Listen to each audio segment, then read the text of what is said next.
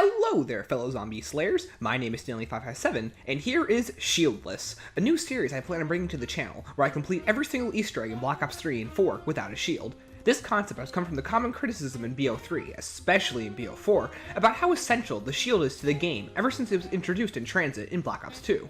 In each episode, I'm going to be completing a main Easter egg without the shield. The key question I'm asking here is not if it's possible, but rather how difficult it is, and my thoughts on the Easter egg afterward. For the challenge, there's only really 3 restrictions. I can't build the shield during the Easter egg, I can't use ultra rare gobble gums or elixirs. This includes gums like Perkaholic, Shopping Free, Raindrops, Near Death, etc. And every Easter egg must be beaten in solo for consistency's sake as a baseline of how hard this is. Other than that, everything else is fair game. I feel that anything the game offers to you should be used to its fullest extent as the developers intended. The exceptions are ultra rare mega gobblegums because they break the game. Also, every map will be rated on a scale of 1 to 10, with 1 being super easy, like about Revelations with the God Mask, and 10 will be super difficult. I usually consider it to be something like Garage Trophy high rounds, or, Varuk high rounds.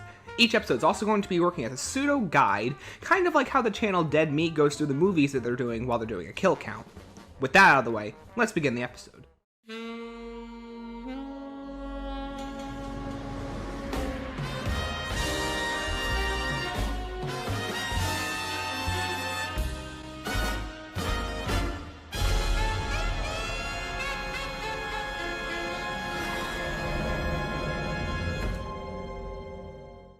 Episode 1, Shadows of Evil. I'd give this about a rating of 3 out of 10, so let's explain. This is currently being written just after the completion of the Shadows of Evil Easter egg. The only difference between the solo version and the multiplayer version is the addition of the final step in the multiplayer version. Shadows of Evil is not a very hard Easter egg. The gobblegums I ran were Fear in the Headlights, Fatal Contraption, Idolize, which could have realistically been swapped out for In Plain Sight or anywhere but here because it wasn't used that much, Unquenchable, and Pop Shocks. The only essential gobblegum you'd need would be Fear in the Headlights for the flag step, but I'm getting ahead of myself. The egg in solo only has 5 main steps: Pack-a-Punch, unlocking the sword, upgrading the sword, the flag step, and the boss fight. Now, let's get into it. Once the map had loaded in, I immediately looked for the Fumigator, collected the free 100 points from Quick Revive, and the free 500 points you can get from the laundry ticket by throwing a grenade into this window by spawn. After that, I used Beast Mode to turn on Quick Revive, free the summoning key from its infernal cage, gather the golden pen, open the pathway to Nero's lair, and collect my free power-up. It was an insta-kill, so I was very, very heartbroken. A fun tip to note is that if you save the keepers you spawn in when gathering the summoning item, and keep them alive through the ritual, they'll respawn as zombies. This is a great way to gather extra points. It's a good thing I definitely forgot to do that though, so... During the ritual, I also collected the first secret part we need for the Easter egg. Do you know what it is? Answer in the comment section below. Or don't. I don't really care. After completing the first ritual, and collecting the gate worm, I went to open up the canals next, and work my way around the map that way. The beast mode route can be very tricky for first time players, so my strategy for this large area is to slam open the badge through the metal grate, open the portal door to the underground, shock the electrical box on the far side of the canals to open up the badge grate, and whip up to the Ruby Rabbit and open up the door. Now, with the doorway to the portal to the underground opened, you can enter inside to collect the 100 points from Mule Kick and Widow's Wine, collect the secret part that's absolutely essential to the Easter egg, and summon 4 more keepers that you can turn into points. I forgot to use them in the ritual too, but please, guys, trust me, I'm a pro at this game, I swear. I also collected the 3rd secret part for the essential Easter egg that is integral to the map and every single time you play it. This part can be found right outside the canals. After that, you can open up the door and... Oh yeah. I forgot to turn the keepers from the first ritual into zombies. So, kids, this is why hardcore strategies are very important. You do not forget them. Like I did. On round 2, I opened up the door and performed the Ruby Rabbit ritual. After slaying the Margwa and collecting its heart, I moved on to the Waterfront District and opened up the boxing gym by using the Beast Mode to open up the stairs, grappling up to collect the belt, running down to the gym, and opening up the door. And then I sprinted back as fast as possible so I could open up the portal door, because why not? It was an extra door and I don't really need it open, but the stress was fun.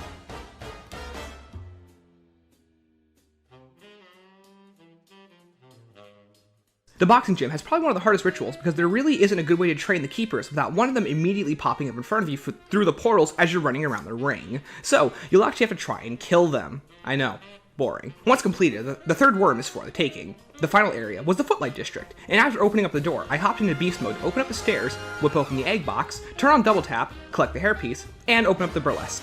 I then realized we didn't have enough points for the final door. Kids, I swear, this is why the sweaty strats are important. Guys, how else am I supposed to save 30 seconds later on the Easter egg? I'm done. I failed. I gotta reset the entire game. Once the round flipped, I was able to open up the door and activate the 4th ritual.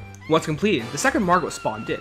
He was an easy kill, and the egg continued on without a hitch. Soon, we hopped into the main chamber and activated the final ritual. Thank goodness the Shadow Man guy is on our side, and oh my gosh, guys, he was evil! This is a shocking revelation! Heh. Anywho, we defeated the 3rd Margwa and began to collect the symbols for the sword. This is another easy step, as we have the ability to pause the game and write the symbols down. Symbol 1 is in the Waterfront District, and... oh, hey, it's the Mob of the Dead plane. Cool. And the symbol is in the building on my right as the train is passing by. The 2nd symbol is in the Footlight District, right by this sign as we are passing by. It was on my right as I was entering the district itself. And the 3rd symbol was in the canals. It was also on my right. The order of the symbols is not important. Just which ones they are is the real thing you want to remember. I'd recommend a piece of paper and a pencil in case you forget them, but it's very easy. I then enter them down in the underground area of the map, and then open up the egg box, turn on Widow's Wine, Mule Kick, the doorway to the underground, and Stamina Up. Now, we can fill each egg box and make our beautiful sword. I decided to start in Footlight, because it was the only other box open besides the one in the underground. I usually save the underground one for last because it is the slowest area in the map within the early rounds, whereas the boxes in Waterfront and Footlight are high traffic spawn areas for zombies. Just a quirky little tip from me to you. Each egg statue requires you to place the egg in and fill it with 12 souls. The first 11 will have a soul animation, and the 12th one will simply make a sound indicating it can be picked up and brought to the next location. Then, I moved on to the Waterfront. I attempted to knock out this egg early on because I found out the Waterfront room to be the deadliest of them all. Thankfully, I escaped without issue, and secured Jug in the process. While unnecessary this early on, Jug made me feel comfortable as I continued onward to the Canals District. This area can also be very slow of how far away the zombies spawn. You know, there's some in the back going, I'll just get there later, I'll take my time. After another 12 souls, we collect the egg a 3rd time and move on to the final statue in the underground. After waiting an eternity for the final 12 souls, we could put forth the egg and unleash its powers of the sword. A specialist I really just forget to use half the time. We also collected Widow's Wine and Pop Shocks, where I proceeded to immediately waste 2 of the 5 uses because I forgot it was melee activated. I then collected the Arch Oven from the Burlesque, because I was playing as Jessica Rose, and activated the super essential Easter egg, Cold Hard Cash. With your cold hard cash. With the Arch Ovum, we can now upgrade the sword. To do this, you must take the egg over to one of 4 locations and fight Margwas. The first circle requires you to fight 1 Margwa, and each subsequent circle requires you to defeat 2 more. If you go down, you must try again. I usually prefer to make my first circle the one down by Waterfront, because of how tight the area is. After that, I continued to go through each round and doing circles as I went along. There's a circle in front of each ritual room, except for Narrows, which is in the middle of the map outside of spawn. Pop Shocks is really good here, because once the Margwas spawn in, you can melee them and kill them instantly, but be sure to do this after they have spawned in and during their roar. If you do it during the portal animation, or if you do it after they've already roared, they'll slam down on you, most likely killing you. It's a very tricky art, but an easy one to learn if you give it time. I usually save Pop Shocks for the meatball round, because the round can end very quickly, and if you don't defeat the Margwas in time, the fight carries over to the next round, so you won't be able to do a circle the subsequent round, so it's best to kill them quickly. I will say, not having a shield hasn't been very difficult, but it was still a very early round, and I had some rather good luck at keeping just a few zombies alive. I nearly went down right here while trying to hit the box, and I swear this parasite shot should have killed me, but I must have lived on like half a health or something. I'm a red screen, and I took a parasite hit. I'm lucky the run didn't end right there. After the final circle on round 10, we were able to build the upgraded sword and interact with this random book in Narrow's lab to activate a flag that we can fill up. Okay, look, I know it sounds weird, but considering we are fighting Cthulhian enemies and the devil himself, a floating book creating a flag isn't really that wild in perspective. Or not, maybe I'm just accustomed to zombies' insanity at this point. With the flag, we moved on to the only step I really feared and knew would be impossible to complete, the flag step. This is the only step I worried about because of how difficult it is to maintain in multiplayer, much less solo. This step is rather difficult with a shield, so I had an ace up my sleeve. Now, I don't usually condone using Mega Gobblegums or Elixirs that can completely trivialize a step, but the flag step is the one of the few I'm willing to make an exception for. The first time around, I went without Fear in the Headlights, and it goes awful. The flag is quickly destroyed by the Insanity Elementals. With Fear in the Headlights, the step became very simple, and requires only walking around and finding the best vantage points to freeze the Insanity Elementals and Parasites instantly.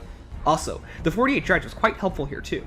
You have to fill up the flag at any 2 electrical points around the map, and offer the energy to a keeper in each ritual room. I decided to go back to the canals first, because why not? With Fear in the Headlights activated, you only really need to look at the Parasites and the Shadow Man. Make sure you're shooting the Shadow Man so he doesn't destroy the flag instantly. Once you fill up the flag at 2 spots, you'll be able to offer the flag to a keeper in a ritual room. After a fight with the Margwa, you'll be able to complete the round and repeat the process again and again and again. This must be done a total of 4 times. I was also able to obtain the Margwa Tentacle and the Xenomatter too, which allowed me to build the Apothicon Servant, my absolute favorite wonder weapon. It doesn't matter how OP this weapon is, it is just truly amazing and brings out my inner child in me whenever I get to use it. The process now becomes a matter of survival while I continue to hit the Gobble machine for Fear in the Headlights. Other than that, there really isn't anything to comment on because of how much Fear in the Headlights trivializes the step. Once we collected the Gobble, we can fill up the flag at the next 2 locations, fill the Keeper, fight a Margwa, and hit the Gobble machine. Pretty simple process if you ask me. After filling up the flag for the final time, we were able to complete the Easter egg, but to be safe, I pushed a few rounds and obtained the little Arnies, which are way better than their monkey counterparts, and collected the final Gobble I needed, Fatal Contraption. I readied myself, as this boss fight can go south pretty quickly, and activated the Keeper to begin the fight. I threw a little Arnie down and popped the death machine, and the boss fight was actually over before it even started. I was surprised at how good this strategy was. I had never really tried it before. Make sure you switch out the death machine, interact with the podium when the Shadow Man's above it. And the Easter egg was complete. I was shocked at how easy this was. There were very few times where having the shield would have been helpful, but staying on the offensive proved to be a strategy needed to complete the egg without issue. And if you look right in the lower menu, you'll see that there's no shield parts collected. And here's me building the shield to commemorate the occasion. This is the first Easter egg I'd ever completed without the shield, and I was surprised at how easy it was. I completed it on my very first try. I'm shocked. If I had more time on my hands, I would have tried to complete the flag step without Fear in the Headlights, but what are you gonna do? I don't have infinite time on my hands anyways. I rated this map about a 3 out of 10 because I hardly ran into an issue on this first and only run.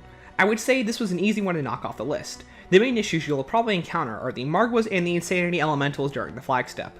For the Margwas, I recommend just staying calm and keeping your distance, but other than that, you should have no issue.